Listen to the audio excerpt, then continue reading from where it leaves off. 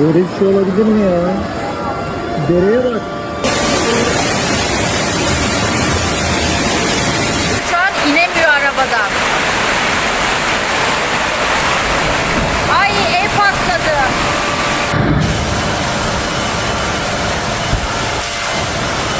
Çok kötü taştı, çok kötü taştı. It began like any ordinary day in Baja California Sur and Nuevo León. Calm skies, streets alive with families and tourists strolling the waterfront. But within hours, the horizon turned black, and the first raindrops gave way to torrents that devoured entire neighborhoods. In La Paz, the city's iconic boardwalk became unrecognizable, swallowed by a raging river. Inland roads collapsed under the force of mudslides, cutting off communities with terrifying speed. By nightfall, Monterrey, Mexico's industrial heart and one of its largest cities, was in chaos. Major highways disappeared beneath waist-deep water. Stranded buses left passengers clinging to rooftops for safety, while rescuers fought chest-high currents to pull families from submerged homes. Power grids failed block by block, plunging neighborhoods into darkness as helicopters hovered above to reach villages already swallowed by floodwaters. The devastation stretched across 2 states, but the message reached far beyond Mexico's borders. Scientists warn that storms like this are no longer rare, but the new reality of a changing climate. Fueled by tropical moisture and unstable weather patterns, they strike with little warning and unleash destruction in hours. If it can happen here so suddenly, so violently, what does it mean for cities like Houston, Miami, or Los Angeles, where millions live just one heavy storm away from disaster? Tonight, the story is not only about Mexico's struggle, but about a continent facing stronger, faster, and more unpredictable floods than ever before.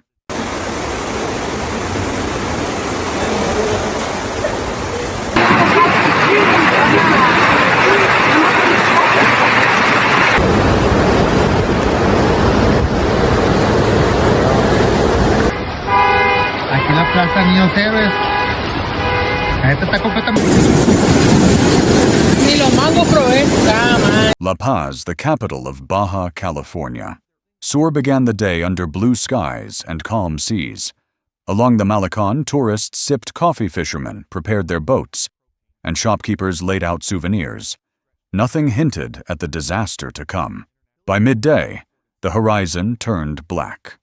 A towering wall of storm clouds swallowed the coastline, and within minutes the skies unleashed a torrent. Sheets of rain hammered the city so fiercely that visibility shrank to mere feet. Puddles spread across intersections, then deepened into rushing streams. Cars stalled, roads vanished, and within the hour, La Paz was drowning. The city's fragile drainage system buckled almost instantly. Normally, dry arroyos exploded into raging torrents, carrying branches, debris, and even vehicles through the streets. Hillside runoff poured downhill with unstoppable force, flooding shops, cafes, and homes. Residents described the water as moving like a river through downtown, powerful enough to lift parked cars and shove them sideways. By late afternoon, panic replaced routine. Families scrambled to rooftops. Shopkeepers tried desperately to save stock, and motorists abandoned vehicles mid-street. Sirens wailed as officials declared a state of emergency. Streets were barricaded. Power began to fail, and urgent warnings went out. Stay indoors, avoid flooded areas, and under no circumstance attempt to cross the surging waters. What began as an ordinary morning in La Paz ended as a city under siege, a coastal capital brought to its knees in just hours by nature's unrelenting force.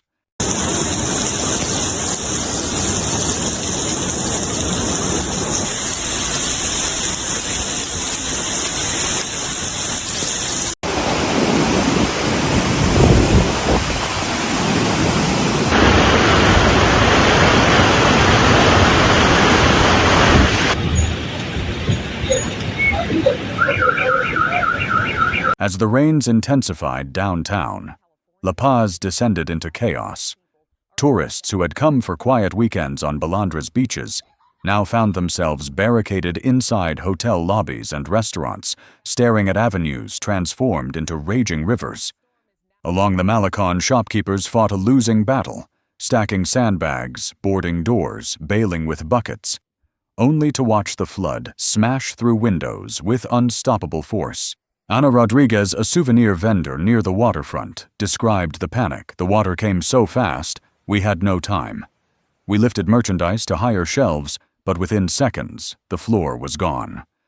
I've never seen anything like this." Social media brimmed with harrowing footage, vehicles drifting sideways like toys storefronts collapsing under the current families, waist-deep in muddy water. In hillside neighborhoods, residents spoke of a deafening roar as runoff cascaded downhill, sweeping debris and mud into city streets like a waterfall. Crashing through the city itself, one witness said. By mid-afternoon, La Paz was unrecognizable. Parents hoisted children above their heads through chest-deep water. Business owners stood helpless as years of work vanished in minutes. Commuters abandoned cars, climbing rooftops or clinging to trees for survival. Tourist excursions were canceled, access roads severed, and makeshift shelters sprang up in churches, schools, and community halls. In just a few hours, a city famed for calm seas and sunny skies had been brought to its knees. La Paz, unprepared and overwhelmed, had become a disaster zone, etched in memory as one of Baja California Sur's darkest days.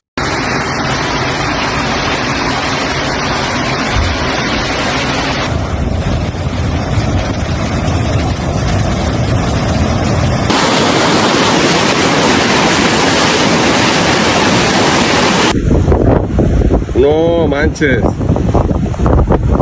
Even as La Paz reeled from the devastation, meteorologists rushed to explain how an ordinary forecast spiraled into a full-scale disaster. Earlier that morning, the National Meteorological Service had warned of moderate rainfall. Yet by mid-afternoon, the system had intensified far beyond expectations. A surge of tropical moisture drawn northward from the Pacific collided with a stubborn low-pressure system anchored over the Baja Peninsula. When this collided with La Paz's steep terrain, it created the perfect recipe for catastrophe, several inches of rain unleashed in just a few hours. Jorge Martinez of the Baja California Sur Weather Center issued a stark warning. The atmosphere remains unstable. With saturated slopes and lingering moisture, additional rainfall overnight could spark new flash floods and landslides in the mountains. The geography of La Paz amplified the disaster.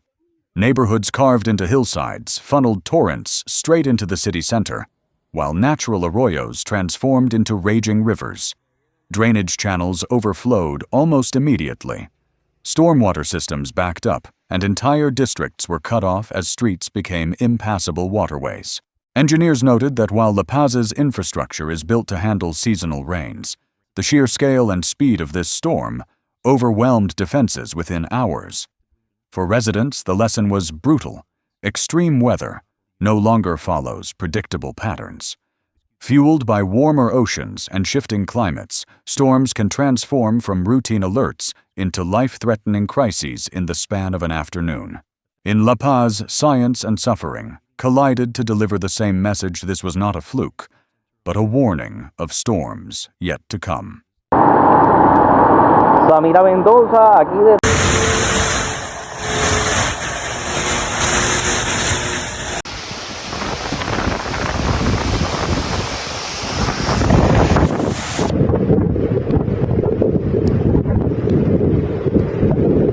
By dawn, La Paz awoke to a city transformed. The floodwaters had begun to retreat, but what they left behind was a landscape of ruin. Streets once alive with music and markets were now caked in mud, scattered with broken glass, twisted metal, and furniture swept from homes. Shattered storefronts stood hollow along the Malecon. Cars lay overturned like discarded toys, and bridges that connected entire neighborhoods were fractured or gone altogether. Officials placed early damage estimates in the tens of millions of dollars, with critical infrastructure roads, drainage channels, and power lines in desperate need of repair. For families, the recovery was painfully personal. Parents dug through mud-soaked rooms, searching for photographs and school books, while children clutched salvaged belongings in plastic bags. The fear lingered too.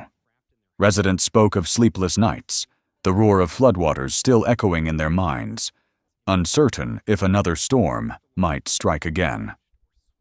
Psychologists and aid groups rushed in to provide trauma support, while churches, schools, and community halls became lifelines, handing out food, bottled water, and blankets to the displaced.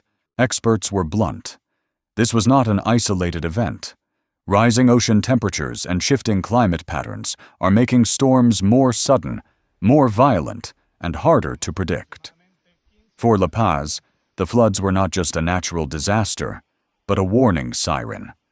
Urgent conversations have begun about stronger defenses, modernized drainage systems, and smarter early warning tools to shield vulnerable communities.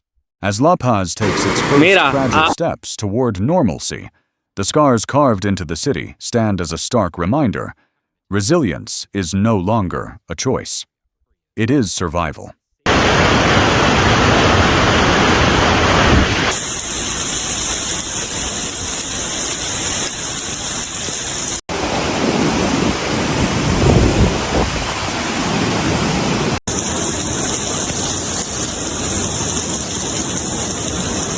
As night fell, La Paz descended into crisis.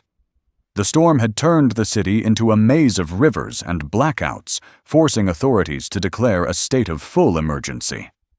Sirens wailed across neighborhoods as disaster protocols were activated, sending police, firefighters, and paramedics racing into the chaos. In some districts, first responders waded through waist-deep water to reach trapped families, while inflatable boats navigated streets where cars had already been swept aside. The Civil Protection Agency converted schools and community centers into makeshift shelters, where evacuees received dry clothing, food, and medical care. The Red Cross set up triage points treating injuries from cuts and fractures to hypothermia, as people arrived soaked and shivering. Yet even these safe havens flickered with uncertainty. Power outages plunged entire blocks into darkness, and utility crews struggled to repair downed lines in driving rain. Officials begged residents to stay off the roads, warning that flash floods could swallow vehicles within seconds. On social media, desperate posts for missing relatives spread rapidly, with names, photos, and last known locations shared in hopes of finding the stranded. Volunteers armed with flashlights and ropes formed grassroots search groups, going door to door to check on neighbors in the dark. The response was swift, but stretched thin. With major roads cut off and communications faltering, every rescue was a fight against the storm itself. Yet amid the chaos, dozens of lives were saved in those first critical hours, a testament not only to the professionalism of emergency crews, but also to the resilience of a community refusing to surrender to disaster.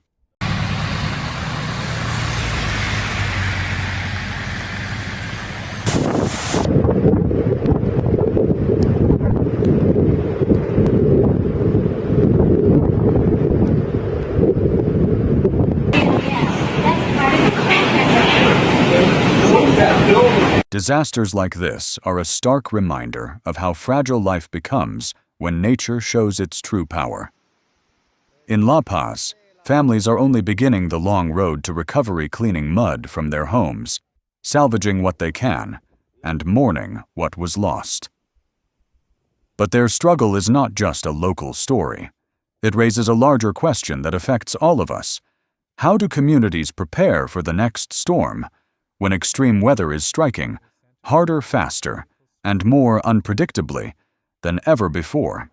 If you found this coverage important, please give it a like, share it with friends and family, and subscribe so you never miss critical updates on breaking weather events from around the world. Your support allows us to keep delivering fast, clear, and reliable reporting when it matters most. Now we'd like to hear from you. Are communities truly ready for the rising threat of sudden floods and violent storms? Or are we still underestimating the force of nature? Drop your thoughts in the comments below. We'll be watching.